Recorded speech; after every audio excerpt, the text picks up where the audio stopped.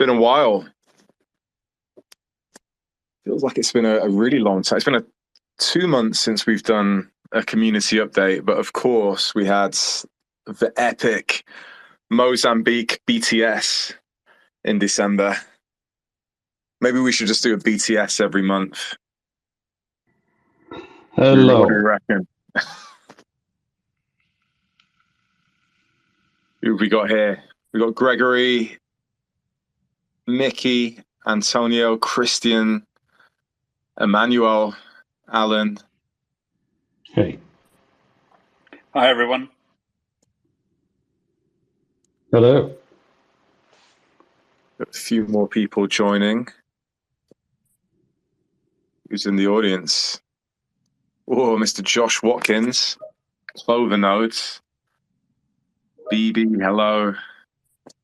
Rob, I see you.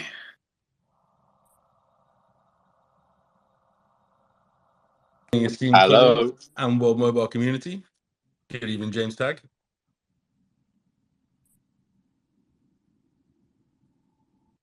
Yeah, evening, Micky. How are you doing? Very good, thank you. We have a wet San Diego, which is very rare. So feels like home in England.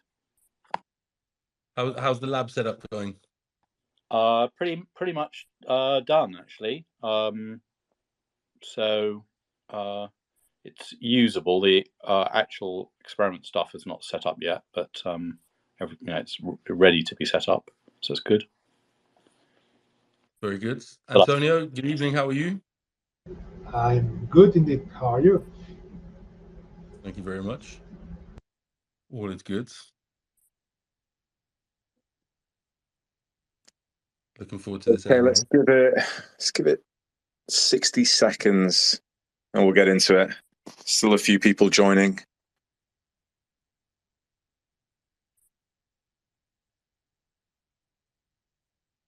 It's been a busy start to the year for World Mobile. Looking forward to touching on some of the things we've been up to and some of the things we've got planned for 2024.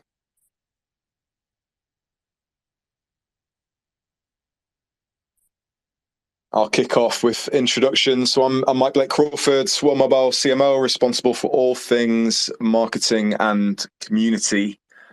I'll hand over to the man himself, Micky Watkins. Good evening, afternoon, and good morning, everybody. Nice to be here on the Community AMA. I'm Micky Watkins. I am the founder and the CEO of World Mobile.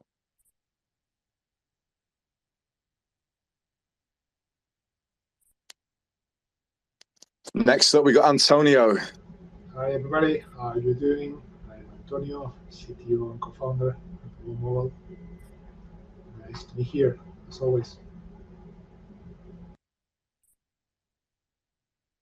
Mr. James Tagg. Yeah, so I'm James Tagg. I'm chief architect, so I do a lot of the fundamental technology for things. But I also, as you know, started and ran a mobile telco in the USA, and it still runs today, actually. And so I've got 15 years of experience of starting telcos in the USA and all of the fun and games that involves. And so I'm helping make sure that the launch of the USA works using all that experience and pain that I've gone through in the past.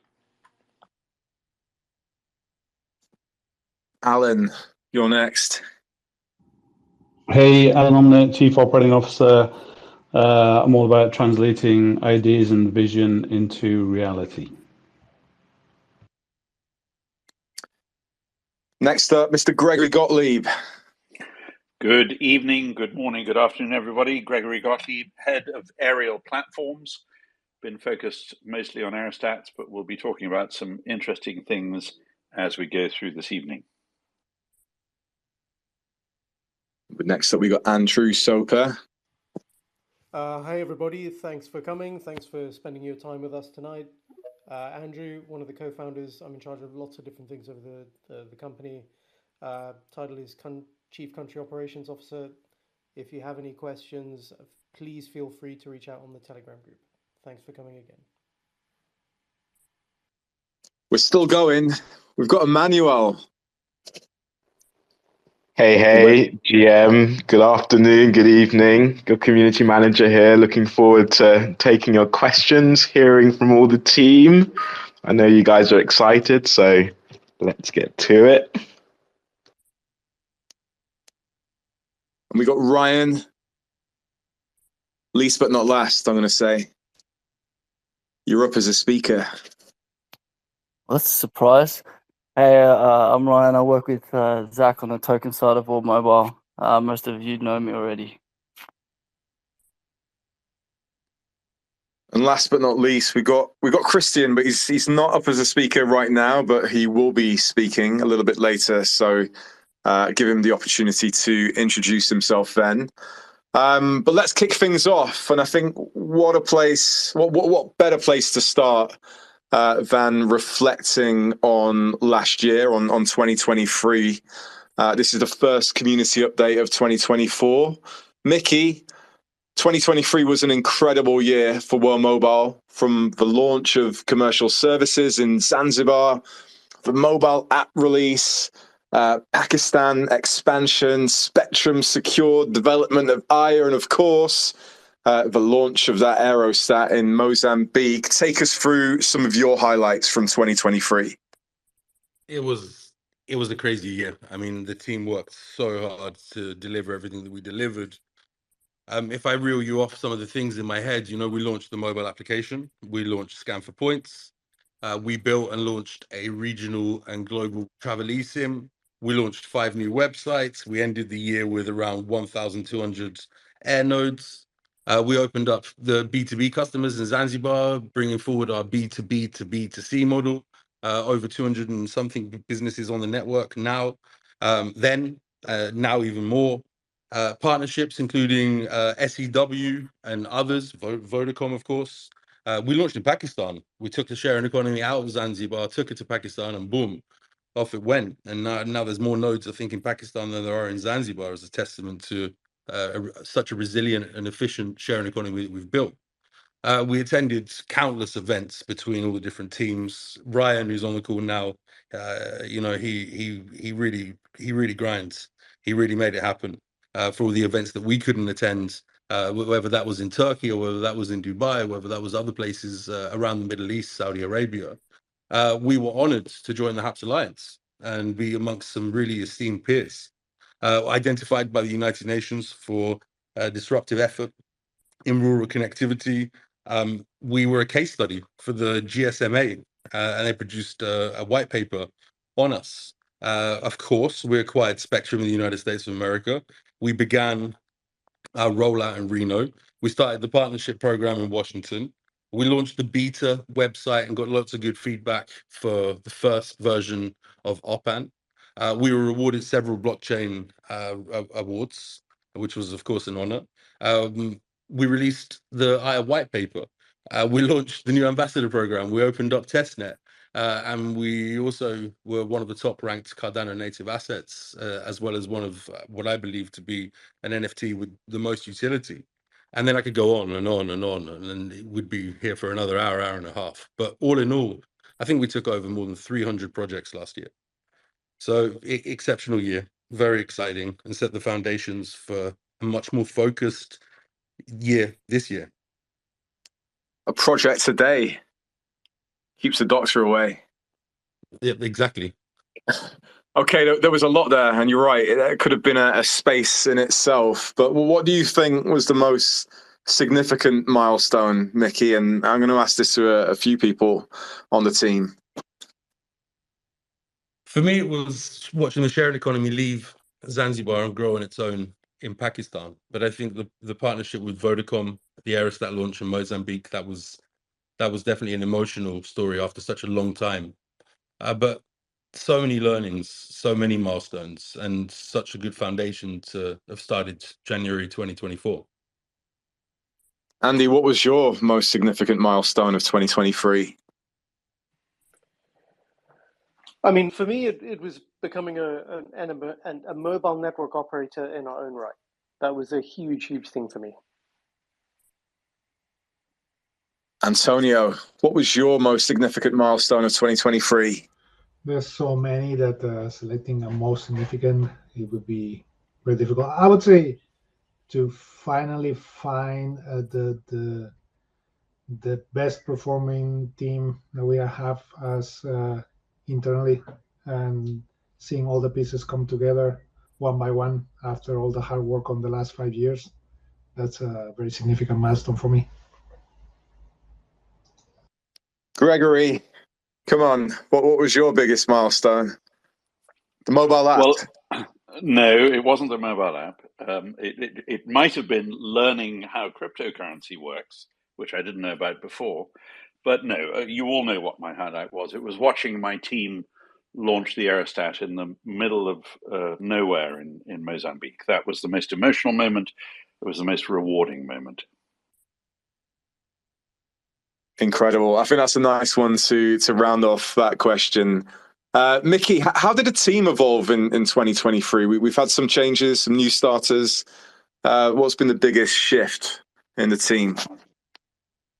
Efficiency. I think, if we look at where we started off in 2018, 2019, 2020, 2021, 2022 was a crazy year, but 2023, we really learned to be as efficient as possible and work around the clock and get the things done that I don't believe other teams could have done better than we did. So for me, it was efficiency and then carrying that onto this year. But of course, camaraderie as well. We're such a close-knit team. Everybody speaks to each other. We called each other in the middle of the night or first thing in the morning, usually from excitement about the things that we're achieving. So the camaraderie, the efficiency, I'm very impressed with everyone at World Mobile. And last year was brilliant, but this year started off even better.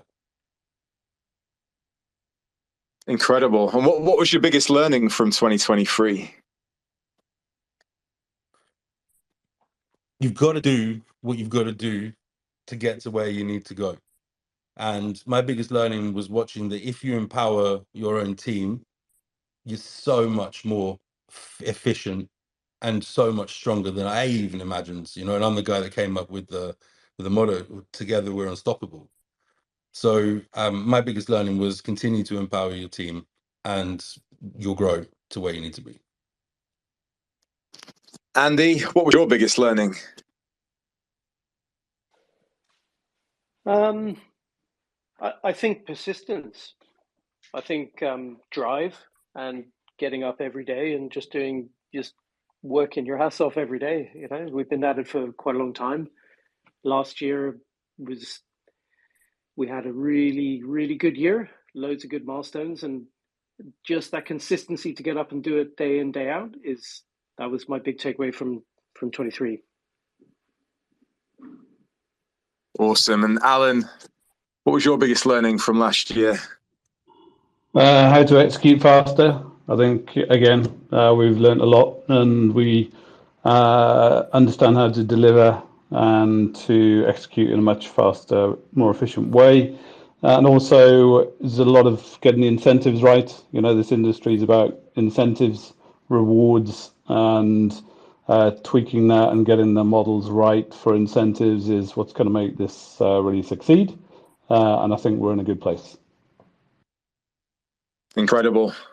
I think my biggest learning last year was my first full year with World Mobile. And it is something that I have got stuck to my monitor on a post-it note. And it's the community is our superpower. I think understanding the desire and willingness of this community in particular in terms of supporting the mission was really eye-opening. And I think that was highlighted by meeting a few of you in person, actually, which was very lucky to do in Las Vegas just a few months ago. And speaking of community and community being our superpower, just kind of looking back at last year from a marketing perspective and thinking about how we've grown the community over the last 12 months, we have seen a significant growth in followers across all of our various channels, around 33% in total from where we started back in January 2023, which, given the context of the kind of wider blockchain and Web3 space, I think has been incredible. But most importantly, looking at the metrics around people speaking about World Mobile, mentions around World Mobile, we've seen over 250% growth year on year in the volume of mentions. And more importantly than that, the unique authors, number of people, like individual outlets that have been mentioning World Mobile or World Mobile token has actually increased by over 35%. So an incredible year of growth on many fronts, but also within this community, which I'm looking forward to seeing evolve in 2024, which brings us on very nicely to the vision for this year. I'm going to put this to the wider team as well. So if you're going to pick one thing, what are you most excited about this year? And we'll start, as always, with Micky. Operation Airnode. Operation Airnode, it's the final step. It's the final step. Although it opens up only in the United States of America initially, we believe that during some part of the year, not to give any times, but some part of the year, it will be open for Zanzibar, Pakistan, Kenya, and ready actually for anywhere in the world. So for me, Operation Airnode. James, what are you most excited about for 2024? Well, we will launch to volume consumer customers, so that in the USA. So I'm launching another carrier, which is great. Andy, what's your biggest moment for this year? What are you focused on? What's going to get you most excited? For me, I think USA is the big thing that we're working on. For me personally, I've been working on another country somewhere that we've agreed a deal, and that's very exciting for me. Oh, exciting times. Emmanuel, you're new to this party. What are you most excited about this year? I've got a feeling I know what you're going to say. Honestly, I'll bring it back to the community. I'm super excited to be able to enable the community to help grow what we're all excited for, which is the sharing economy, the network, and connecting the unconnected. So yeah, having all these conversations with the community is getting me excited. I'm excited by your excitement, and it's been great having you as part of the team over the past couple of months. Take it back to Micky. What are World Mobile's core objectives for this year? Operation Airnode, USA subscribers, the blockchain development finally getting to mainnet and having IA ready, as well as a whole bunch of other things, but they're the three major things that we look to do. Operation Airnode needs revenue, and we're very fortunate that we found a model or several models that work. And the more they work, the more people will want to put down airnodes. The more airnodes that go down, the more connectivity and footprint that we have. So super, super pumped for OPAN, super pumped for subscribers. And Alan, how are World Mobile's objectives being split globally at the moment? Because we've got a growing focus on the USA, but we've also got that global reach and global remit. Yeah, I mean, some people see it as a challenge, or how do you keep the focus in multiple areas? Reality is they work, synergistically together, and the things that we've learned in Zanzibar, we're able to use in the launch in the USA. But really, it's about having different hubs that have an ability to scale. It's not just a centralized entity that's going and doing this. We're working with local partners. We're working with the sharing economy, and this year I think we're going to see a lot of how that comes to fruition Any other traditional model business trying to do what we're doing, they'll take many years to achieve it, but we see that as a key difference to our model. Splitting the objectives, I think we'll see how that works this year very well.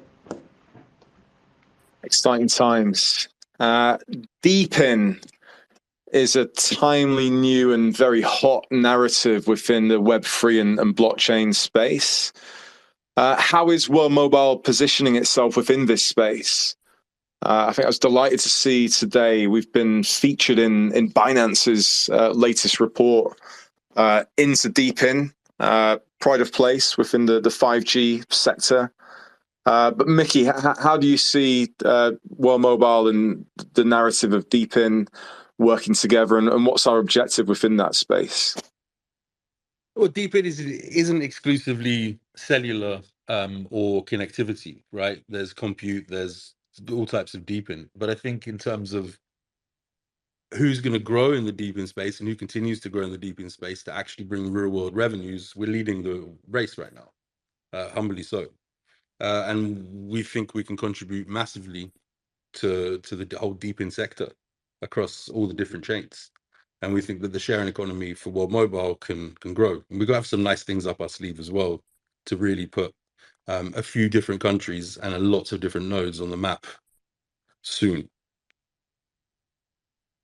Oof, the S word. Trademarked. Yes. 20 minutes in. Love it. And there it is. Antonio, what's the vision for Aya in 2024? So 2024 will be the year where Aya realize its vision of being a telecommunication settlement blockchain with that multi-chain approach by connecting to the other public chains that we name Aya trusted chains. So we will be able to leverage the possibilities of interconnecting all those ecosystems. At the end of last year, we underwent a little re-architecture of Aya because we wanted to accommodate the requests and needs of all the telecommunications partners that approach us and wanted to use our Ethnode network to provide the services. And we have here George Watkins with the first example, that's the Minix network, right? So 2024 is the year that we want to make the Ethnode network a revenue-generated system from the start, both for the Ethnode operators and for World Mobile. That's the key objective for Aya. Exciting times. And partnerships are going to be critical in 2024. Andy, do you want to touch upon just some of the partnerships and the focus in that area and how important it'll be to our deliveries? Yeah, I'm very passionate about partnerships, and our advisor Manoj Kohli, he is a huge supporter of partnerships, collaborations. He's all about working together. When I just spent over 2 weeks in Reno, and it's very clear that there's a lot of private networks, a lot of ISP companies out there that want to jump onto the World Mobile platform. And for me personally, somebody who's worked in business for a long time, this is the scalable part of how we're going to grow. And for me, it's just going to be mega. I'm beyond excited about this part of what we're doing. Exciting times. And partnerships are also going to be a big part of the marketing approach in 2024, especially on the blockchain side of things. I think they're going to be integral to driving us forward in that area, as well as an updated and renewed ambassador scheme, which Emmanuel will be sharing details on very, very, I was going to say the S word then, but shortly, another S word.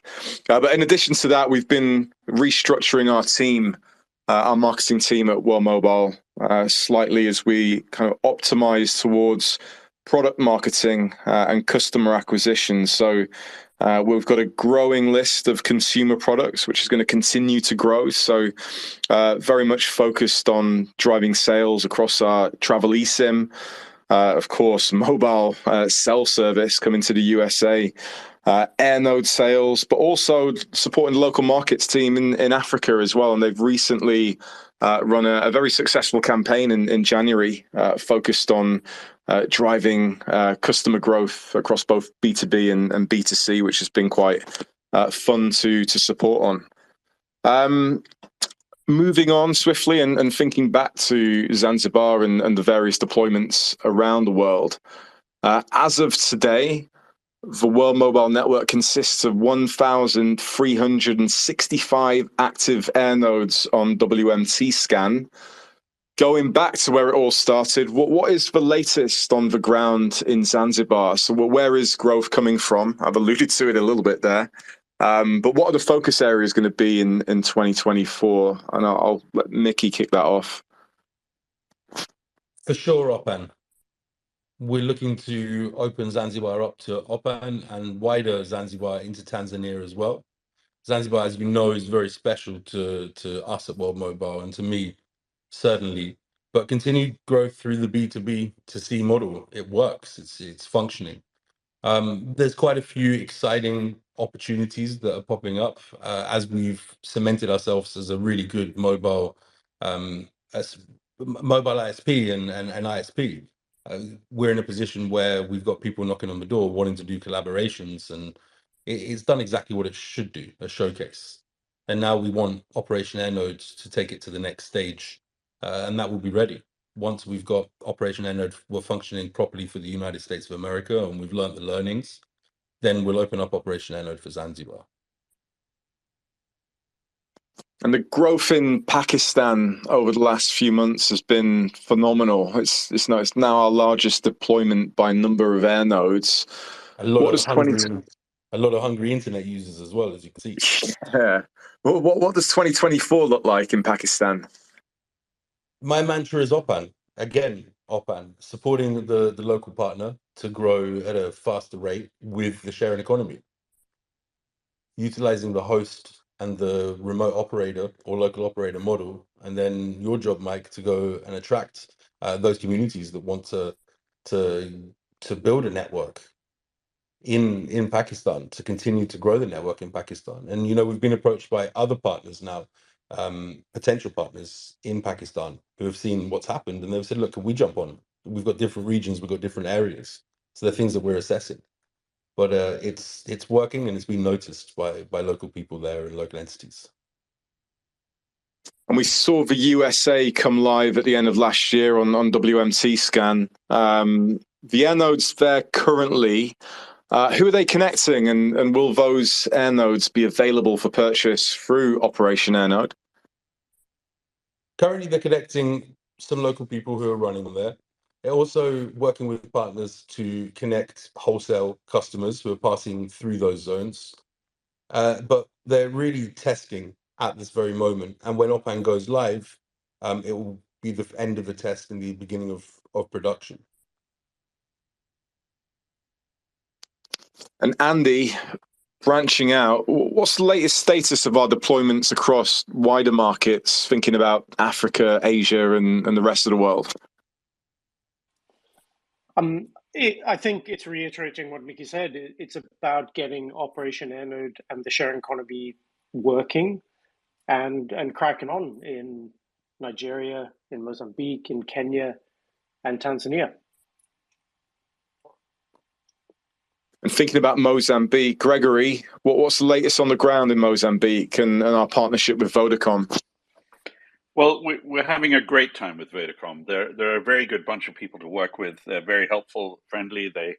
They are patient when they need to be patient with us, and we've been helping them start to gather the data sets that are going to take some time to gather all together. We've been operating the aerostat successfully. We are doing some work to modify things a little bit at the moment. But actually, whilst we're sort of talking about aerostats, we've currently got aerostat activities on 2 continents. And very soon, we're also going to be introducing work as we research through it, using a second type of aerial platform on 2 continents. Because Aerostats are fantastic, and I've been working with aerostats all my career, but occasionally you need to bring them down. And with telecoms, what I've learned is that availability is key. So we're also now researching drones as part of the mix, and we're looking to do some of that in Mozambique as well as in the USA over the coming months during 2024. And I think that's going to be a very exciting addition to the aerial platform portfolio as we combine aerostats with drones to service the networks. So that's a little bit more about these drones. Are these like what, DJI Mavics, or are we talking kind of Reaper style drones, like, or maybe not Reapers, but they're a little bigger than that. I mean, I've been looking at a number of drones. In fact, Alan and I went to see a whole bunch of drones the other day, and I mean, one of the drones that we looked at has more rivets in it than Concorde. I mean, this is a huge, great thing. But the reality is there are a wide range of drones that can provide support and assistance to our network operations in the air as an adjunct to aerostats. And at this stage, we're looking at which is the optimum one. And it sort of depends on the payload. Most drones have small payloads, 5 kilograms, 10 kilograms. But actually, there are multi-rotor drones capable of carrying 200 kilograms. And we're seeking all of those out. And we're working with the manufacturers around the world and with the component manufacturers to ensure that they meet the requirements that we have for the availability that we need on our networks to operate either in conjunction with aerostats or in certain geographies as standalone service providers in certain circumstances. So, yeah, the drone piece is very exciting because they've got a lot of moving parts, and those moving parts need to keep working. So reliability is important. We're studying mean time between failure to make sure that they don't fail when we're using them. We're looking at tethered drones primarily, but we're also looking at alternative means of powering them and getting the data into the backhaul system as well. You know, it's a study at this point. We have a short list of companies that we're going to be talking to over the next couple of months who currently produce drones that will meet our requirements. And then we're going to be working with them to roll it out from there. But today's probably not the right day to name names, but some of those companies people might recognize. You can certainly Google them. But, you know, time will tell. But the aerostat work is ongoing all the time. We're continuing to talk to new aerostat providers, as well as our existing partners, to make sure that we offer the optimum platforms for the networks as they roll out.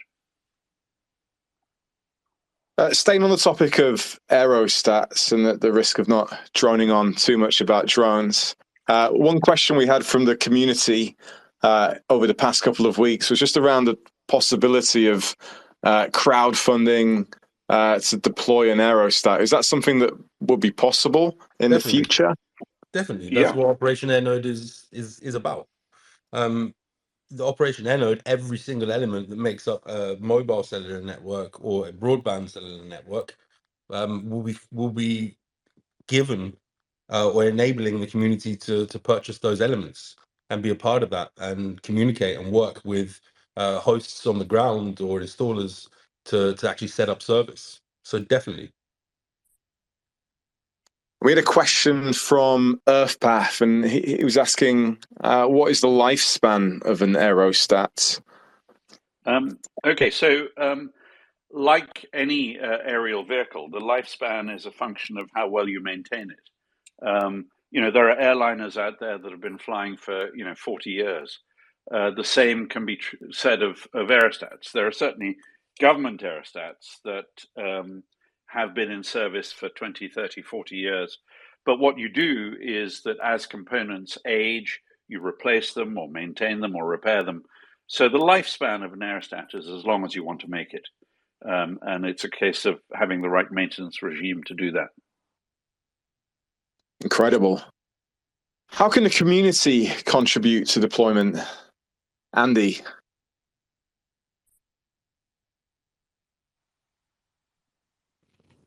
I'm just thinking. In terms of what, Mike? Like, what avenues, what other avenues the community have? I think one thing we've talked about, and of course, lots of people have seen the activity being undertaken by Mav and the team. I see Mav's listening in today. It'd be great to get his insight into what his experience so far. But it'd be great to touch on the partner program and other ways that the community can get involved.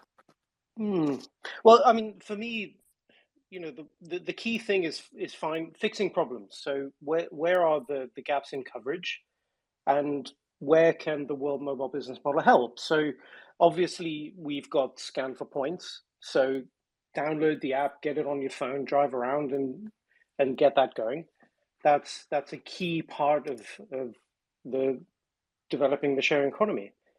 I mean, for me, that's the number one. In terms of like private networks and other ISPs, again, it goes back to the core issue of, have you got a problem with connectivity? Can you fix it using the World Mobile Platform?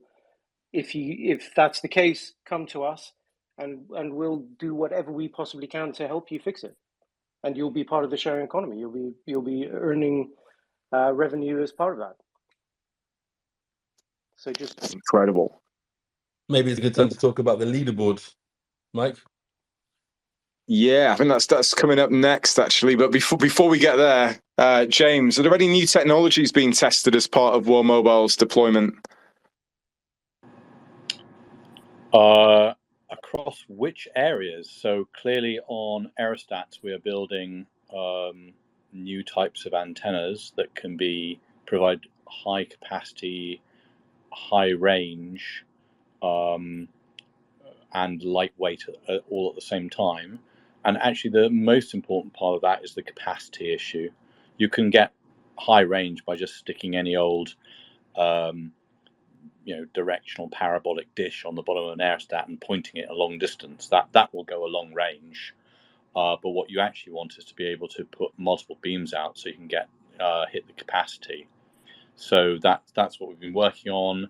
We just got granted an experimental license for the roof of UCSD Qualcomm Institute building, so we can now broadcast Band 71, not quite to our heart's content, but as much as we need to do so to test all our equipment. So that's going along well. I continue to do some more fundamental research on improved antenna technology, which is fundamental, which we've discussed before, and we can discuss again now if you wish. Might come up later. And then we're doing lots of work, really pragmatic, practical work in Reno to marry our Band 71 with the CBRS and make sure they can hand over neatly, and therefore we can cover the entire Reno Bowl with at least some degree of coverage, and then fill in for capacity as we need. And that's sort of standard technology, but nothing in technology is ever standard, so there's a lot of work going on there. So quite a bit. There's also some fundamental work going on blockchain technology, which will improve the way that we rate sites for blockchain use and apportion money automatically. What else? That's probably a good quick you're digest. underselling your personal projects. I heard on the grapevine you've got a patent in the works, or that's been approved. Is that correct? Well, quantum actually, gravity. So the quantum antenna, which we discussed on some previous armors, has been published. So you can now go and look at that. So it's actually a quantum gravity device. And then the various different uses of that are described, and one of the uses is a quantum antenna. So obviously moving a patent like that from this stage to grant takes quite a bit of time. The next major schedule is in 6 months' time. It has to go to national process, so it'll go into the national process, and then it's probably a while before it goes through that process. But that's now public knowledge. The fact that we have that method and how approximately it works. Well, how you could build a copy, because that's the nature of a patent. You have to describe a good way or a best way at the time you come up with the idea of building it. So you could now build a copy of it and pay us our license fee. So. And we've also had, I don't know if anybody noticed, but we also had the blockchain-based dynamic cellular network with proof of service approved as well. Correct, James? That's published. Published, And excuse me. I think it will get approved fairly quickly. I don't know whether it's being moved to grant on the US site, but I think it will move to grant very rapidly, and so that's good. So that gives us a patent that underlies our technique for, well, really, guaranteeing the blockchain. That's the method by which the blockchain gets its consensus, is by taking delegation of the air nodes down to the earth nodes, and then voting, and then gaining consensus, and then dividing the money appropriately amongst all the parties. So that's great. And we're also working on some wonderful tech with Minutes Network, a collaboration that's happening there with the cellular node that we will publish information on, I believe, before the end of this month. And that's pretty good for the growth of World Mobile. Exciting times. I did take a look at James's patent. I got as far as quantum gravity electrophotonic logic gate, and then decided I'd go back to marketing at that point. Can you give me a snappy term for that, please? I can ask ChatGPT, but you probably reverse engineered that already. So okay, well, moving on swiftly from deployment to development. Antonio, well, what's the latest on development of AYA, incentivized testnet and mainnet? So yeah, the question of the year. So work on AYA towards ITN is continuing with the aforementioned re-architecture that I hinted in my previous intervention. So we have already open sourced a couple of repositories that we were ready to do so. The two Cardano smart contracts, but many more will come. The priority right now is optimizing development times. So we are open sourcing the parts of the system that we can when they are ready. But I will ask the community, please don't ask for when. The same minute I announced that we open source some repositories, I was asked when was the next one, right? So yeah, we will continue open sourcing, and we will continue delivering.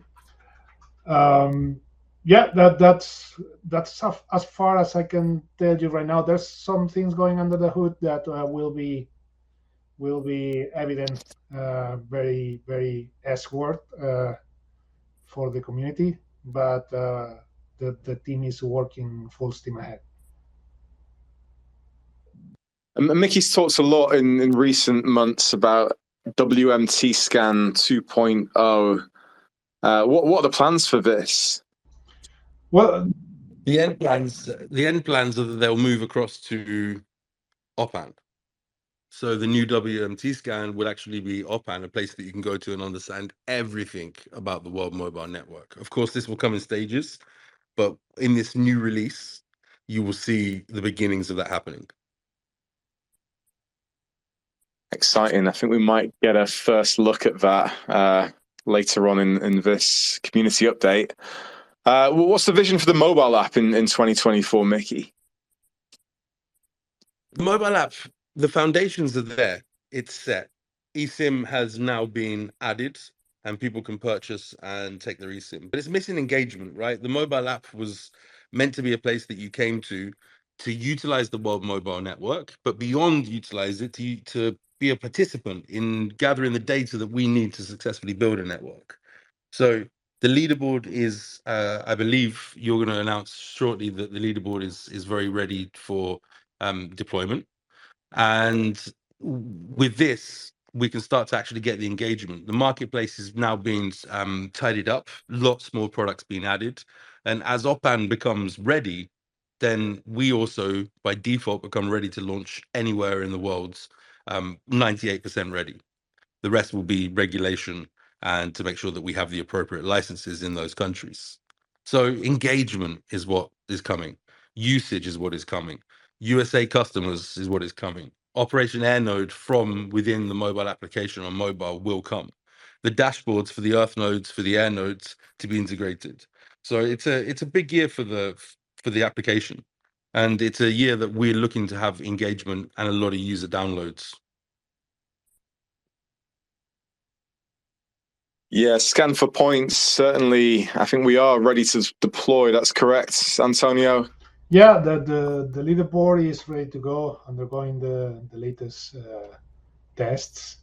But yes, scan for points is a key feature of the app, and not only for the engagement of the users, but also to help build the network. We are ready to release the leaderboard, but also the next phases of scan for points, the gamification system they are already scoped, and we just need to prioritize them against the rest of the work that we have. But we see scan for point among the highest priorities this year. Incredible. Christian and Will and our other team, Charles, and other people in Reno are using it every day, not just to assess competing networks, but also to assess our own networks and the nodes that have gone up and the penetration. And it's a key app, and it's key to get people involved into using it. And I think as the gamification of Scan for Points comes to fruition, it will be an exciting place and a rewarding place for people to go. And Mike, we've discussed this.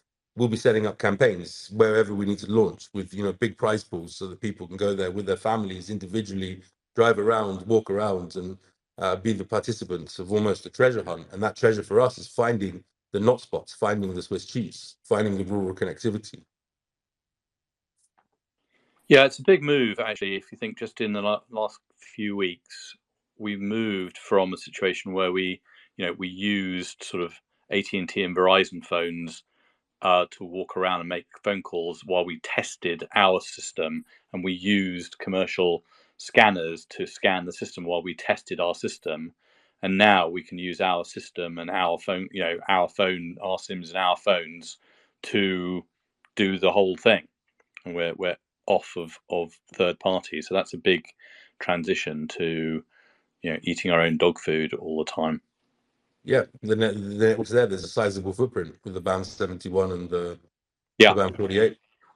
Yeah, that's right. Yeah, the travel sim was a lifesaver when I went to the USA a couple of weeks ago.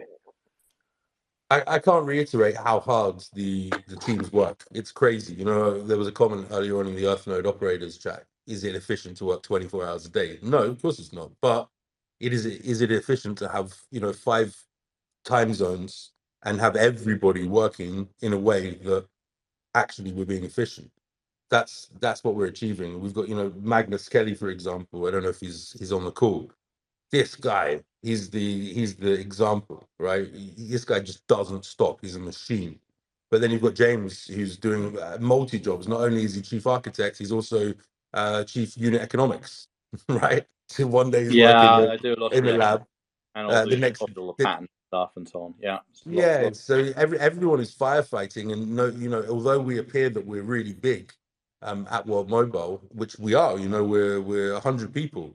The evolution of where we're going is as we build out, of course, we would increase in certain places, but we're really smashing it. And to see Reno grow and to see the work that Christian Rees is doing, and Will coming in and out from San Diego to there, and to see Charles who's moved over there, it's testament to how to get things done quickly. It's a networks don't go up like we're putting them up, right? it's a particular type of company, isn't it? I mean, I'm always shocked by all these companies that say, "Oh no, we've got to have you back on site. You can't work from home. You've got to come into the office 5 days a week." And I'm thinking, we don't have an office that I could go in anywhere. Well, You can how go would to the that work? generator in Reno. I could do that, yeah. Or why would you work that way? Wouldn't that mean that you couldn't have the best people in the world working on each part of the? Isn't that just in principle not the best way to organize?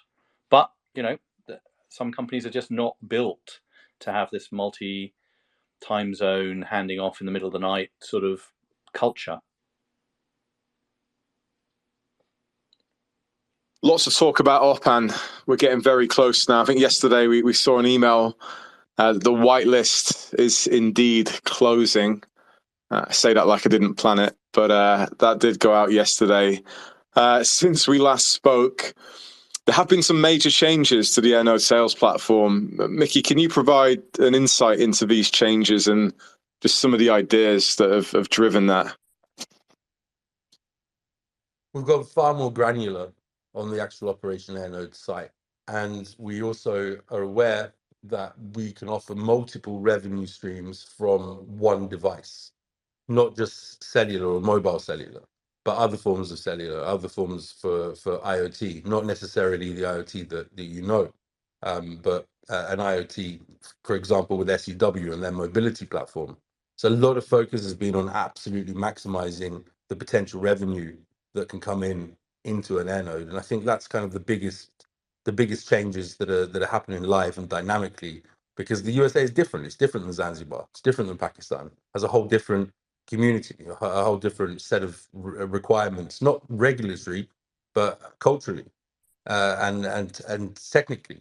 So I think you're going to be very happy when you see Operation Airnode. It's a place that you can come to and you can build a network for cellular or for broadband very easily. Exciting. And I think, we're going to share a first look at some of the developments that have been made to that platform on X. So make sure you head over there to take a look. Micky, what makes our solution different to others in the deep-in space? We can speak about this for a long time, right? GSMA DB listed MNO, device compatible. That's a huge thing. James can explain to you much better than I can. The fact that we have an ITU mobile network code, the fact that actually we can really claim to have the best coverage in the United States of America, the fact that we've got low-cost international roaming all on one SIM card, the fact that we've got a mobile core, a single SIM solution, unlike our competitors that have a dual SIM solution. Full members of the GSMA, spectrum ownership, non-exclusive national and international roaming deals, licenses, patents, rural connectivity, urban connectivity, aerostats, connectivity from the sky, right? I mean, that's just what I'm reading off from my head. And James, I'm sure you've got lots of input as you know. No, I mean that's a good list. I mean, if you just sum all that up, I mean, we are launching a full carrier, right? A full multinational carrier, which is a fairly big undertaking, but it does give you the best possible value at the end and the best possible flexibility, because you control your core and your technology. You can add services and all sorts of things like that. You're not beholden to anybody else. Now, you obviously work with partners. We're not building all our software from scratch, but we do have the ability to configure the service as we wish. Now, that does mean it's more work, because if you bought a cookie cutter solution from someone, you would just be able to resell it, and you might conceivably be up and running faster. But then you suddenly get into this problem that if you want to change it, you might have, a 6-month process of requesting a change and going, and so on. You just can't innovate readily. So, that's what we've built, which is why we work quite hard. Speaking about what we're building, I think it's time we got Mr. Christian Rees up. Christian, if you could request to be a he's doing the real speaker. work, right? He's the person who climbs on roofs and things like that. Let's try and get you up as a speaker. I have climbed on several roofs with him, so I'm not. I think you actually climbed on the tallest roof in Reno. I did the first one, yes. It looked horrific. And the person who's gone highest was actually Emmanuel, who was on Will's shoulders on the tallest roof. Emmanuel Gratch. Yes. Yeah. And in the snow give the finance guy the scary job. Hey, Christian, how you doing? He's on mute still. He's here. Yeah, sometimes takes a minute just to. I see Mav 100 smiling because I think his team have been on a lot of roofs recently. And even more snow. Yeah, pictures look incredible. Battling the elements. Okay, Christian, what? Maybe we come to Christian later. Yeah, let's give it a little bit of time. Looking at the current community beta of the Airnode platform, I know one question many people will have is just around pricing, and is the current pricing reflective of what will be available at launch? I think it is, yeah. There may be another one or two different air nodes that are put in there.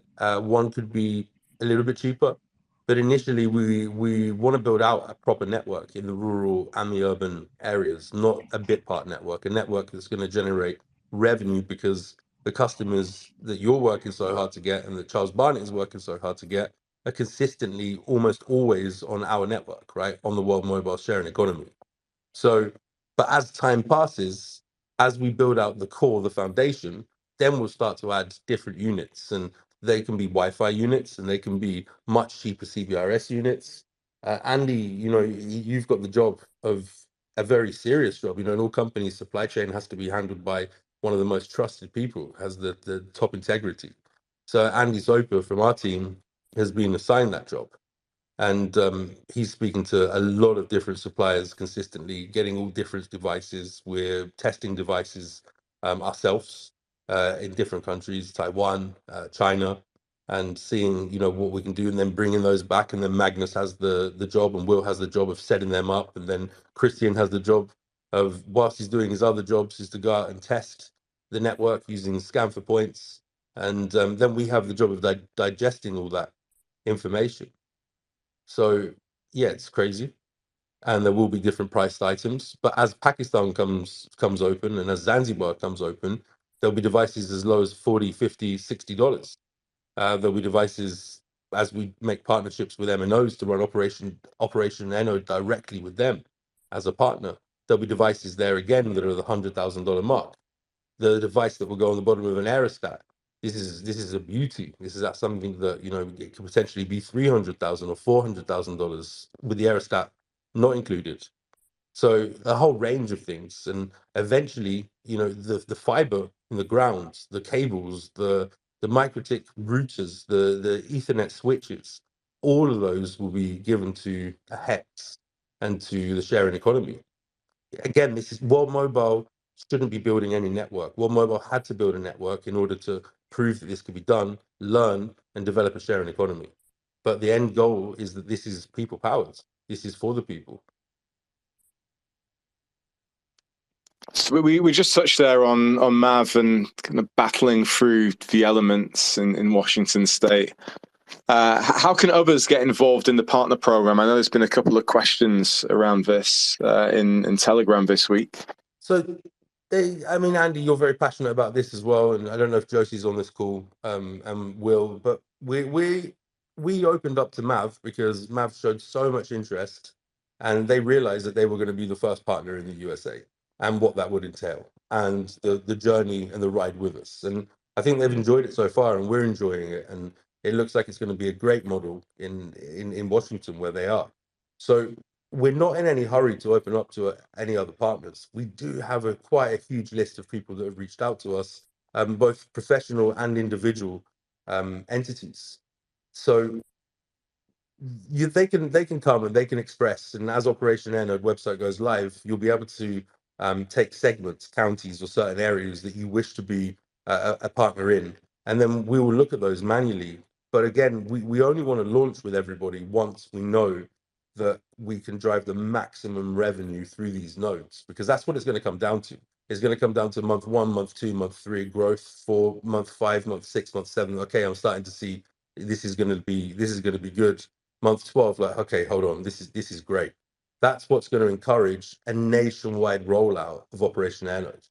That's what's going to put 100,000 nodes across the United States of America over the next couple of years.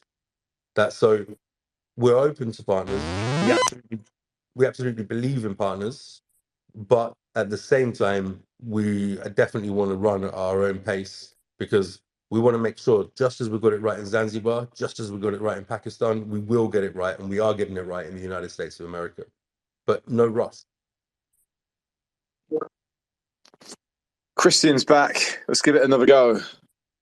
What's the latest on the grounds in Reno? Hey, we can hear you loud and clear. Excellent. Sorry if you hear banging or beeping in the background. We're hard at work on a myriad of things. It's quite always a noisy space here, but it's quite fun. Here in Reno, we're actually been acquiring quite a bit of kit. We're getting ready to do our next wave of deployments. So outside of actually, Christian, I think we have got a little bit of interference there. We'll come back, actually. Maybe if you can find a location that's a little bit quieter, we'll pick that one back up. 2024 is going to be a year of product delivery. What does World Mobile's current product set look like, and how will it develop over the course of the year? Micky, I'll hand that one to you first. Well, James Tagg is the integral person in the United States of America. I've kind of already said, for us, it's about the mobile application, the eSIM, Operation Air Node, and making sure that people are actually enjoying using Scan for Points and getting rewarded for doing so to give us that critical data. But I think James is heading up the United States of America on our cellular play. So James, go ahead. What is the product set going to look like there compared to others? Well, we'll broadly speaking launch 2 products, right? One product will be a full service voice SMS that, what you buy from Verizon, AT&T, T-Mobile, all the small carriers and so on, and it will just come, with all the services you expect, and it will do visual voicemail and all the things that you're used to. So that's a product. We will then also provide we already have a travel sim product. We'll keep that travel sim product going, but the full service product that we produce will effectively have a travel sim inside it, so you can travel abroad and the prices will be acceptable, and you'll be able to use it everywhere in America with the best coverage we can possibly muster for you. We will also do a data-only product. So the sort of, I know that the standard in the market at the moment is about 10 gig for about $25, something like that. So I reserve the rights to price it, when we launch it, appropriately. But that, the prices are known because the prices are the market prices, and that will give you something that you can use a data add-on. In a variety of circumstances, or you can stick in your iPad, or you could put it in, some sort of MiFi unit or whatever. If you IoT device or whatever you exactly, lots and lots of things like that. So, and then that's broadly speaking the 2 things we'll launch. Yeah, and then there's also, of course, the Earth nodes, and there's also Aya, and there's also the Unity nodes. This is the collaboration between Josh and World Mobile, Minutes Network and World Mobile. Yeah. So it's a year of products, I think, Mike, and you're feeling that right now with the marketing team. Yeah, no, I think we already are going to be in a position where we have a dual play, where we have broadband and voice. So that will be out. We may reserve the right again to increase that to a triple play or a quad play. For certain businesses, we have to allow them to make fixed line calls, for safety reasons. So we will do that for business customers in certain circumstances. That might become a product as well. There's the DID extension, Antonio. This has a lot of potential to become a product. There's nothing like it in all of the blockchain ecosystem right now, and as we're experiencing, it's very, very useful. This works in Safari, it works in Chrome, so that's a release that's happening. There's a lot of releases, but I think I should embargo me now, Mike. Yeah, shut up. Yeah, and in doing that, I'm going to go back to Christian. I think he's moved from where he was before. We're all desperate to hear what the latest is on the ground in Reno. We've been following you on social, seen all of your updates, seen you battling the elements. What's the latest in Reno? Hi, everyone. Hopefully you can hear me a little bit better. Headphones are advertised as noise canceling, but I don't think that's the case. I'm the Nevada Regional Manager here for World Mobile. To kind of give you a little bit of an update in terms of Reno, we've been spending the last couple of days acquiring some kit and establishing out for our next wave of deployments. So quite a bit of paperwork on my end. If I'm not on a rooftop battling the elements, as Mike said, of course, it hasn't been as cold here as it has for MAV 100 up there in rural Washington. Quite a bit of admin work, so permitting process, acquiring all of our proper licensing, making sure we're code compliant, fire inspections to make sure we're doing everything the right way. But we are building out this kit and getting ready for quite a bit of upcoming installs. News to share here out of Reno. Exciting. And what's the reception been like from locals on the ground that you've been speaking to? I know you've been to a couple of events and introducing the proposition and the plan that we have over the next few months and years. What's the feedback been? Our reception's been amazing. We've been to quite a bit of community events with just the public in general, and then we went to quite a bit of networking events where we have, local administration officials and other people in the business community who are kind of interested in our mission. A lot of people are very excited about us bringing, an alternative outside of, our mission statement and what we're looking to do and the ethos and kind of the story behind the company. A lot of people are just really excited about there's going to be an alternative carrier for them to make use of and enjoy our services.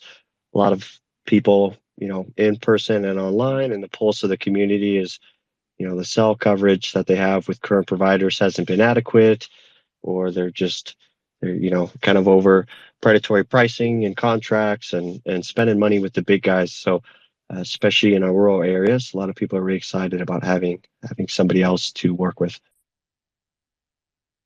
And tell us about some of the hosts and sites that we've acquired so far. I feel like I know some of these sites from the street names and the imagery that you've been sharing over the past few weeks. Yeah, so we actually had some, our first initial hosts kind of reached out to us and were aware of our efforts.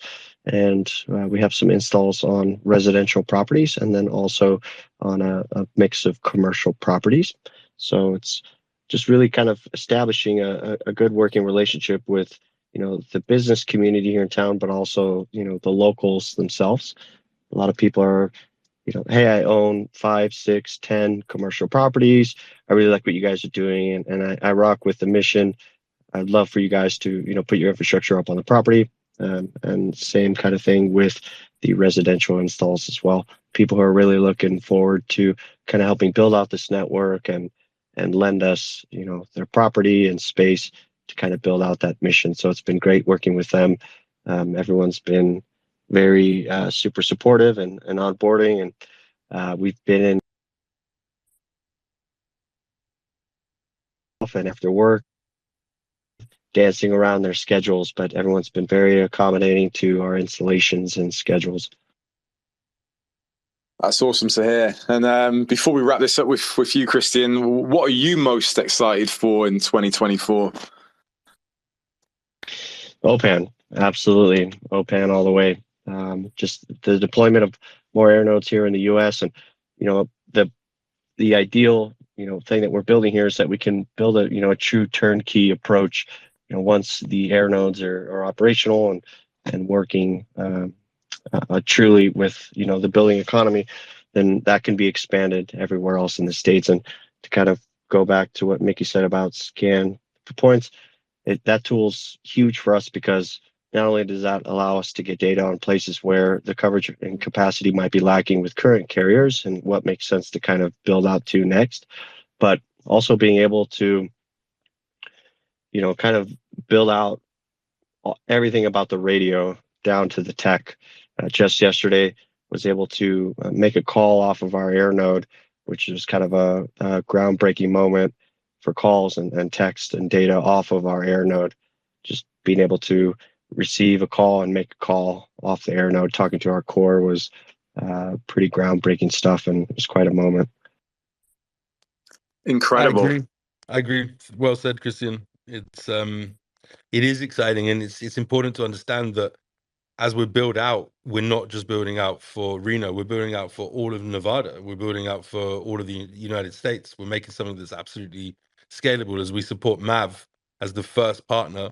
And when I say, don't rush, I don't mean don't rush. Of course, we're rushing every single day, but we're not rushing to get a partner. We're rushing to get it right with a partner, just like we got it right in Pakistan with WorldCool.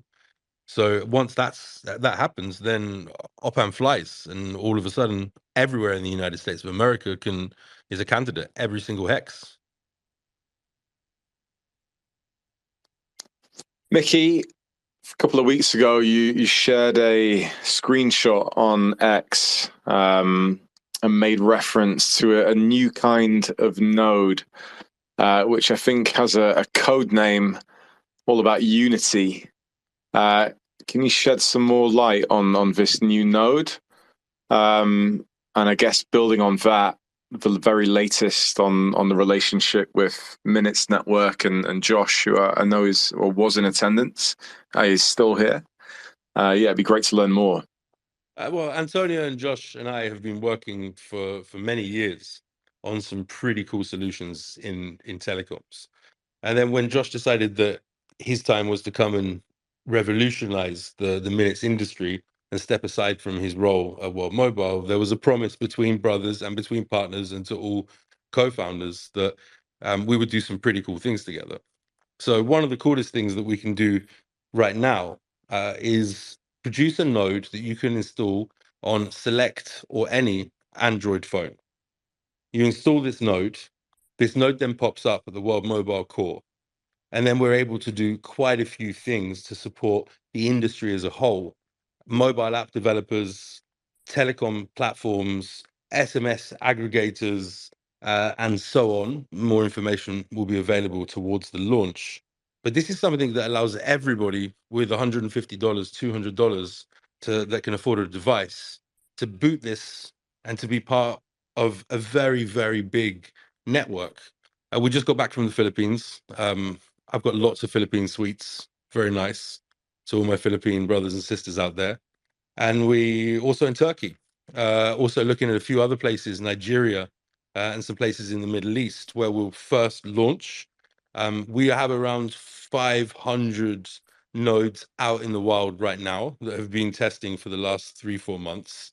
And the Unity nodes may be called the Unity node, or it could be a code name. Will be at the end of this month, the beginning of next. You won't hear about it. You'll be able to see it, and you'll be able to see what's happening. So it's an exciting collaboration with Minutes Network. They're working with Antonio directly to make sure that all the traffic that's going to be passed from the Minutes Network is run across Earth nodes. Of course, there's the airdrop as well, which will be announced not from us, but from Minutes Network when they're ready. And lots of exciting things that are happening to prepare.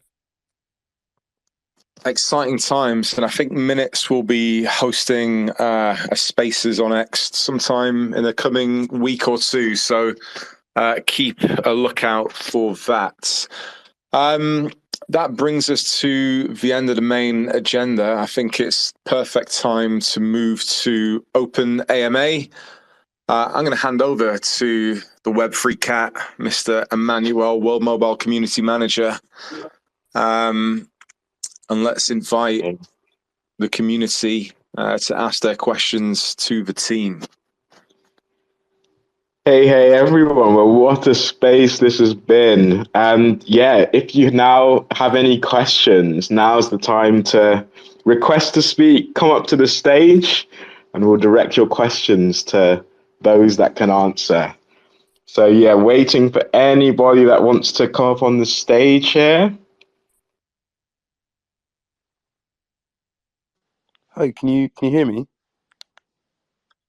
I think we have an Omar.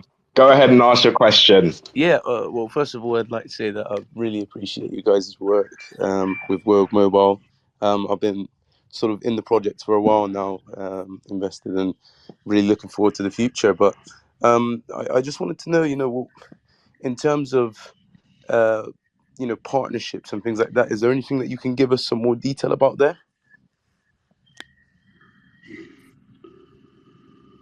We've We've got got the some current partnerships that are already in place and announced, which I think most people are aware of, but people like Vodacom Mozambique, SEW, fairly major partnerships. We are working on a number of new partnerships, which unfortunately there's some that we won't be able to name yet, but as soon as we can, we'll be sharing that. Okay, amazing. Thank you very much, guys. Thank you. Thank you, Omar, for your question. Next, we have Pyro.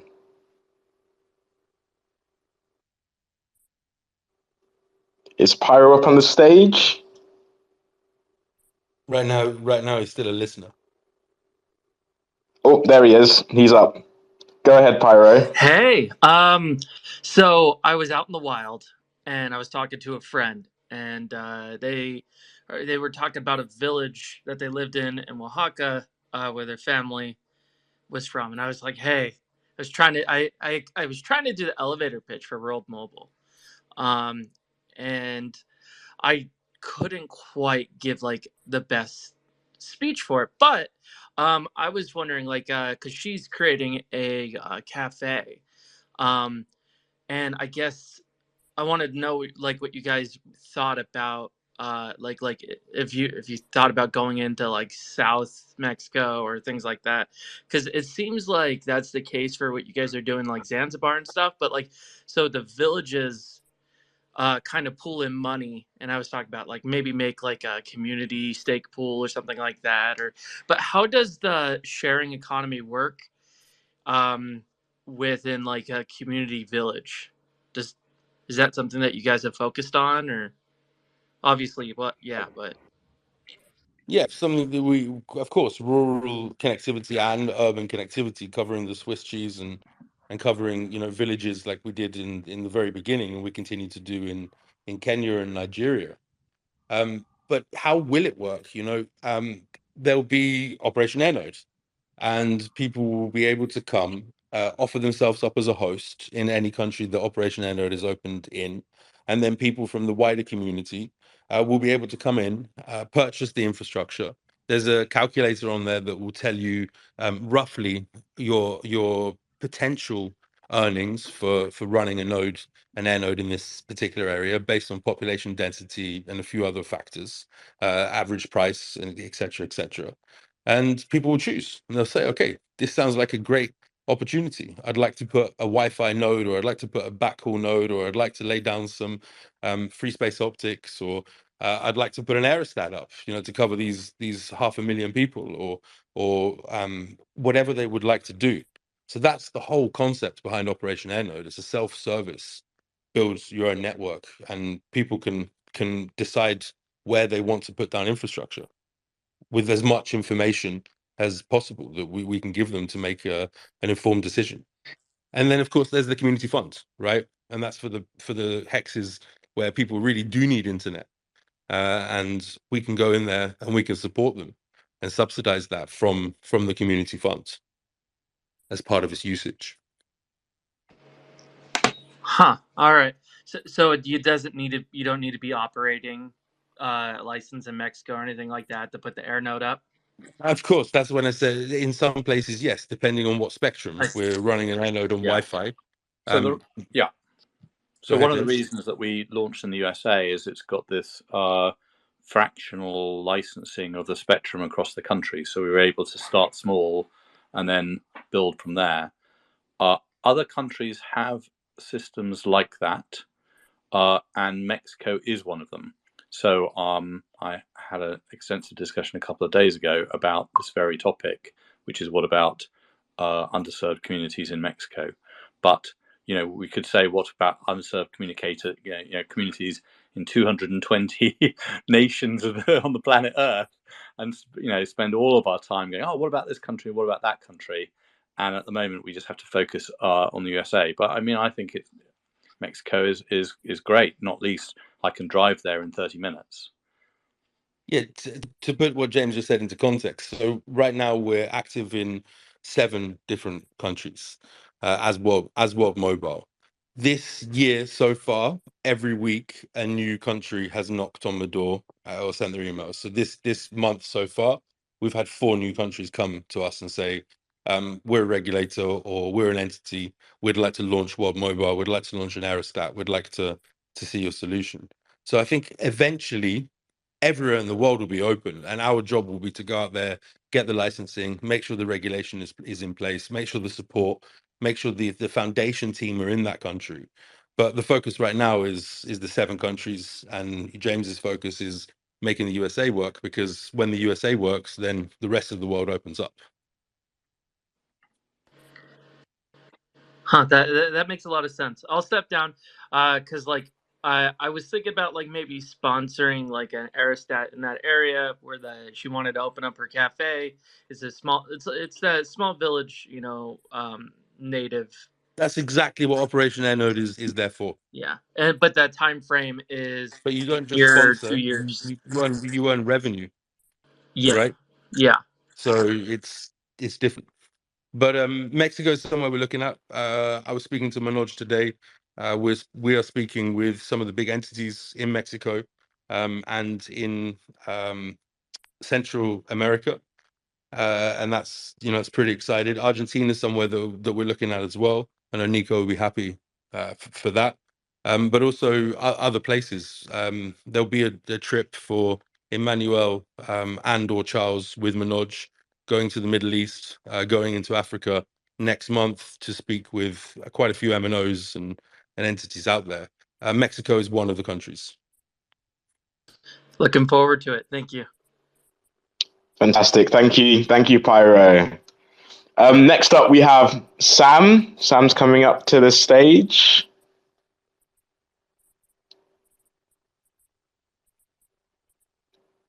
Go ahead and ask your question.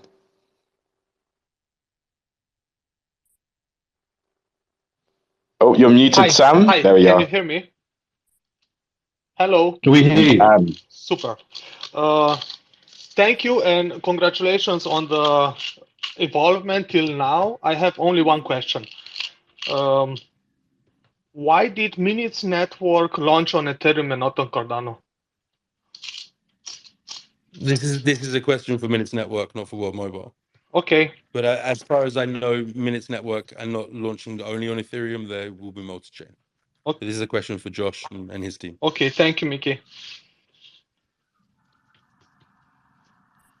You're more welcome. Okay, thank you, Sam. Next, we have Lito coming up to the stage.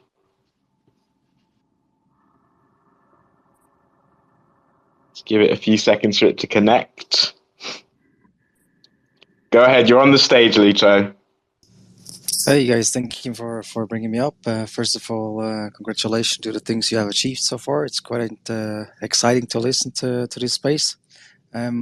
What I try to ask, I mean, you covered it a little bit before, but is there anything planned for Central Europe yet, for countries like Germany, or is the competitor field too big there to cover this area? Definitely not too big. Lots of areas are uncovered in Germany. If you're from there, you probably know. Again, it's down to spectrum. Again, it's down to licensing. The licensing is relatively straightforward now that we have the credibility of who we are in a network running in 7 different countries and our own mobile core. But spectrum is something that's an issue. But I think, James, you've picked up that Germany is actually looking for... Yeah, so Germany is interesting because it does have a sort of CBRS type spectrum policy and the ability to use, spectrum. Germany, I started TruePhone, and Germany was one of the countries that we were in. So the other thing you have to look at is early adopter behavior, right? So Germany is not really an early adopter country.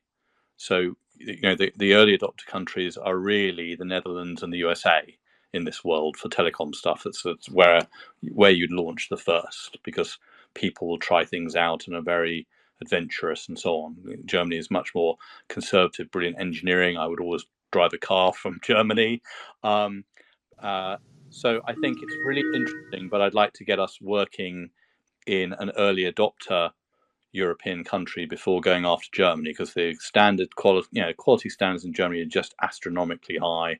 Very, very, very cautious consumer behavior. So love to go there. Probably go somewhere like the Netherlands or Poland first. Okay, noted on that. I'm currently on the train. I'm actually from Switzerland, but I'm going to Germany. But the coverage there is really, really worse. That's why I'm asking. Yeah, Switzerland's problematic because you've only got one network that gives good coverage across the country, and it's very expensive, and the other two have much smaller networks. Okay, perfect. That was the answer to my question. Thank you very much, guys. Thank you, Laito. Next, we have Bigger Than Life. Great name. Coming up to the stage.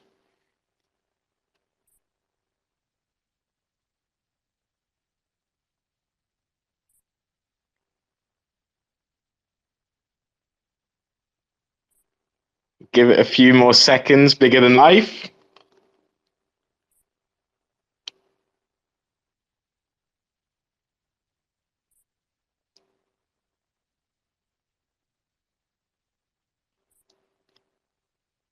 Okay, doesn't look like he's going to connect, so let's move on to Shock Earth Node, coming up to the stage.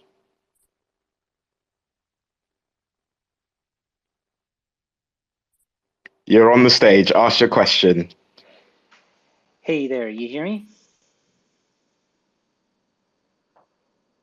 We can. Great. So much respect for you guys. Thank you so much for doing what you do. And this, it's an Ask Me Anything forum, so it's nothing technical, and it's because you guys have become a community and kind of almost like family. So because I know you guys are grinding so hard, the question is, what kind of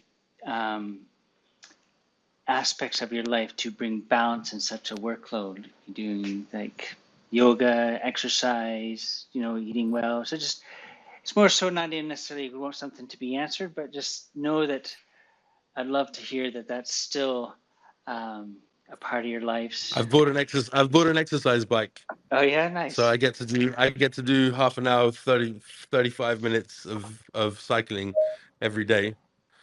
The saddle was very sore for the first week, but now I'm enjoying it. I'm enjoying sweating. But I think everybody takes time out, even if it's half an hour, 45 minutes to do their thing.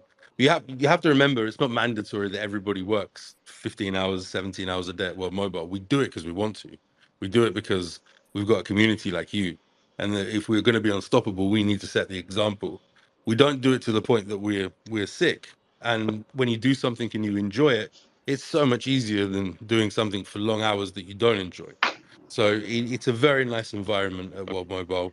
Everybody is very well looked after and cared for. We have a really good team, all the way down from the corporate office, who make sure that we have wellness and all the things that are needed. But as a consequence, we can work more because of this, because we do look after ourselves. Walking the dog for me. That's always a good one. Nice. James is into a bit of tennis. Cool. And I haven't told him. I play tennis. Yeah, I do at least an hour of tennis once a week, but I do yoga every day. And James is And also going to write a book called One Biscuit Too Many. And I hope you're going to offer me to co-author that. That's right. and New diet. Christian My skates new to the diet. office. Yeah. And Charlie boxes. Antonio, are you managing to get any gym time in? Every morning, 7 to 8.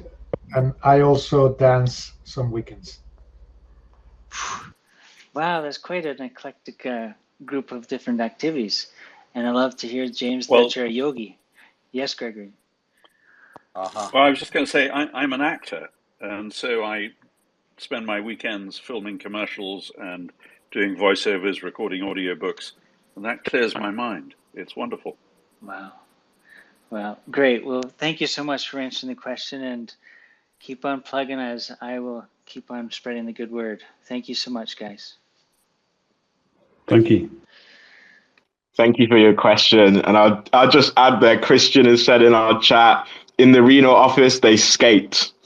So that's how they keep the balance. Let's try Bigger Than Life is back. Let's try Bigger Than Life once more. He's on the stage. Go ahead and ask your question. Hey, what's going on, guys? Thanks for bringing me up to the stage. You guys can hear me, right? We can hear you. All right, sweet, How you sweet. doing? What's going on, man? All this is really, All really good. cool stuff. Glad to hear it. I got more of a bit of a niche question, and it's more on the installation process and how you guys roll all of this stuff out. What exactly does that process, I would say, embark in? Are you using more of a approach, like are you using drones, for example, to, let's say, if you guys are digging up some ground to lay down however your installation goes and put up these air nodes, how does that process look, and how can you implement drone technology to install those? Okay, that's pretty cool question, and it's pretty sci-fi stuff at the moment. We do dig up grounds, but we really like not to dig up any grounds. We try to use any alternative that we possibly can, if that's existing fiber, if that's Starlink, if it's remote, or if that's free space optics, shooting from one side or the other with line of sight. So installation wise, we have had some really rugged terrains that we've needed to actually make installations in, but not that we've used drones. We can use drones with a phone on the bottom of it with scan for points that then map out areas. This is not a tip, by the way, but map out areas very, very, very fast for us.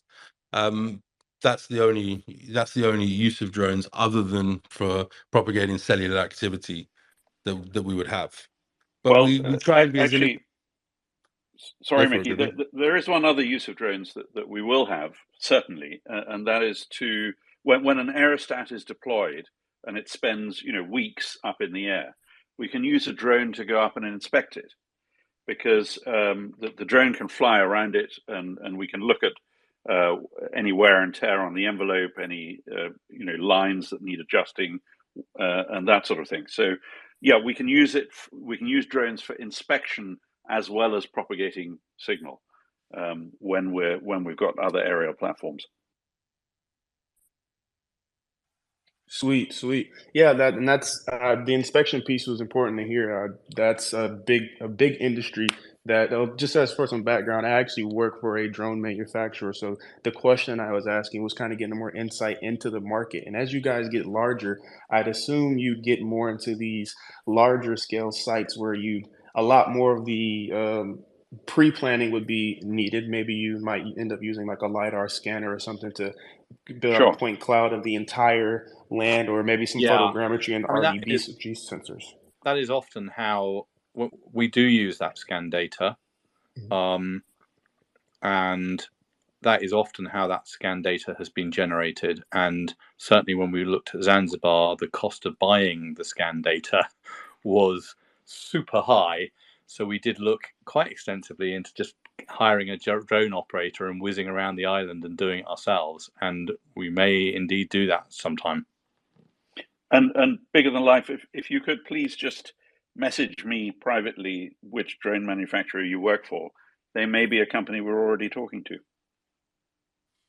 Sweet, will do. I'll leave myself as a contact man, and like I said, as you guys continue to do the great things you're doing and building out this infrastructure and expanding, I can see some good value there. And like you just mentioned, yeah, that drone data is very expensive, and hiring your own drone operator to, I mean, all you need is a simple Part 107 license and you can fly this drone yourself. It'd be your own investment, and you can gather this data across all of your sites and offices however you'd like, whenever you'd like. One of the interesting things about Reno is, I don't know whether you've been there ever or recently, is the scale of development at the moment in Reno is very fast, right? There's stuff being bought and going up daily. So even if you buy LiDAR data for Reno today, it is horrendously out of date. Very, very true. And actually, yes, my team is actually in Reno, Nevada at the moment at a event. We're presenting to a bunch of agronomists and farmers, trying to push this technology into that industry. So sweet. I'll send you a message, Gregory. I'll let someone else hop up, and I appreciate you guys for letting me hop up here and talk, man. Thanks. Thank you for your question. Next we have one of the ambassadors of our community, a member of the E&O Alliance, Rob. Hey, how's it going? Hey, how's it going? Oh, doing well. I'm going to be that annoying guy, and I'm going to keep asking the questions until Micky gives me an answer I'm happy with. Hey, Rob. Hey, Mick. How you doing? Doing great. I'm what you guys were talking about today. This is going to require a couple of listens and some notes because there's so much, and to try and be involved with all of it just seems almost daunting in and of itself. But very, very excited about everything. I'm just again wondering when you're going to provide that list of where you're going to be at. We got travel plans to make. We got passports to get ready. Brisket to make. I got a cow fattening up for you for Vegas if you're going to be there. We gotta figure out what we're doing here. So when are you going to tell us where you're going to be at so we can all mob you guys? We are going through our event list. There's actually a call scheduled tomorrow. Then we'll be confirming where we will be attending, and then we will be pushing that live. That's awesome. I know that the EarthNode Alliance and several individuals are hoping to schedule some meetups, not just in the U.S. but elsewhere as well. So we're looking forward to, just like I said the other day, just seeing your face and hanging out. We got to hang out with Mike and James Tagg. We Brandoff. We went to David Copperfield in Vegas, and spending time just hanging out with you guys. And I tell people on spaces and things, I love what World Mobile's doing. I believe in the mission. I'm so enamored with the route you guys are taking, but more than anything, it just makes it so much more real when we get to know you and we get to spend time with you. And that was my highlight for 2023, was just spending time with everybody and getting to know everyone on a personal level, because it makes this all more real for us. So I think the more opportunity, I know that you guys have to give a lot to spend time with everybody and to because that just takes a lot of effort and energy, but it does mean a lot to the community. So I want to thank you for that and let you know that was my highlight for 2023. Thanks for saying that, Rob. And I very much enjoyed meeting up with everybody, and your support and your help and Cal's help. And Theodore, who's on the call, was on the call. Chef, he's doing some great stuff as well, and the rest of the community. And I'm looking forward to it. This year we'd love to do a proper World Mobile meetup. We're not sure where that will be, but it's looking more likely that it will be Europe. But of course, then there's the launch of the USA network, and I'll be out there to launch that, where we have exactly what AT&T, Verizon, and T-Mobile have, and the marketing team are hitting heavy on performance marketing. And so there'll be a few places that we're in, and of course Dubai. I'm quite a regular there, and Alan is based there with the World Mobile office. So we'll be somewhere where we can meet, hopefully, with everyone this year, and we'll give that information out during February. Well, I know that a lot of people are really looking forward to that. So thank you very much. And on top of everything you're doing, just thank you for making yourselves available to us. I can't tell you, I've reached out personally to several members of the team, and I get responses back. It's not automated. It's not through a third party. It's, you guys, not only do you communicate so well with each other, but you take care of us as well. And it's noticeable and very, very appreciated. Thanks, Rob. Say hi to you and yours, and look forward to meeting up with you, and definitely eating some steak, some brisket. Thank you, Rob. Looking forward to catching up over DMs as always. So we have 3 more quick questions coming in from different channels in the community now. The first question we have is, how soon can we expect the iOS app release? And have you already figured out the workaround with Apple and the scan for points feature on iOS? And that comes from Brandolph, one of our ambassadors. We have a model that does work scan for points for iOS. It's not as nice as it works on Android yet. So that's one element that Antonio and another team are working on. And then, of course, we have the port of the existing mobile application, which is underway. Amazing. I'm definitely looking forward to it, and I know a lot of the ambassadors are as well. The second question. So we have a question about the Solana network, but it's really relating to how to capitalize on the hype around Deepin and to get into reports from sort of Masari and all of that by John T. I think I can answer that straight away, actually. We were in the Masari State of Deepin 2023 report. Just today, we were in Binance's research looking at Deepin report. So we're already making that progress, and that's because we're included on IOTEX's map, and we're working to get our maps, our coverage on their Deepin scan map as well. So we're making progress on that where we are right now. I don't know if there's anything anybody else wants to sort of add to that, how we're capitalizing on the hype. We just carry on doing what we're doing, and we have great people like you and the marketing team and other friends in the industry that are making sure that people know about World Mobile. Fantastic. And then the final question is from Mr. Roundtree. Looking back over the last 2 years, what would the team have done differently? What would we do in the future?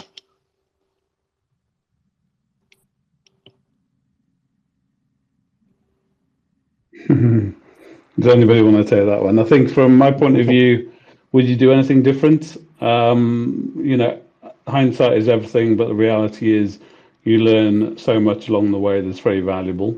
So I wouldn't change that. I think the lessons that we've learned are all being put to great use, and this year, we can build on some really strong foundations.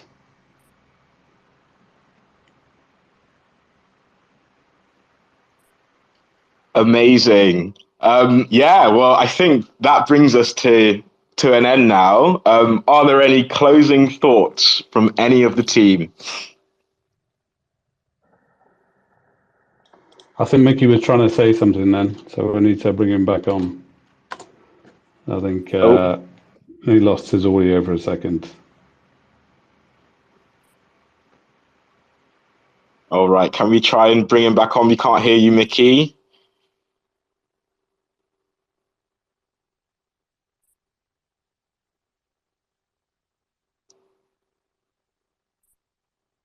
You're still on mute, by the way. Oh, okay. It's connecting.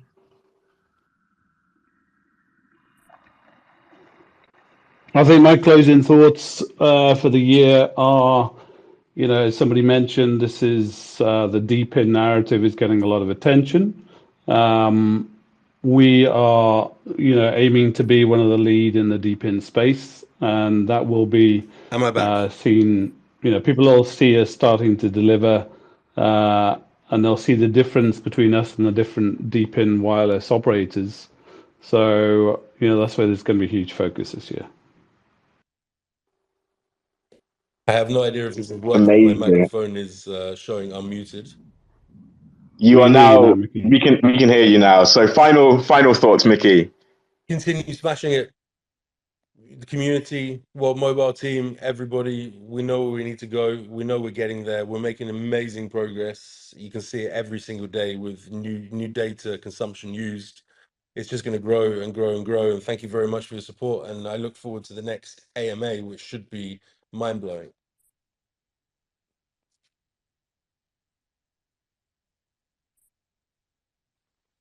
Embargoes will be lifted. Yeah, great. Thanks. See you Thank soon. you. Good evening, good morning, good afternoon to everybody. Bye-bye. Thanks, everybody. Thanks, everybody. Thank you, Bye-bye. everyone. Thank you. Thanks for coming. Bye. Bye-bye.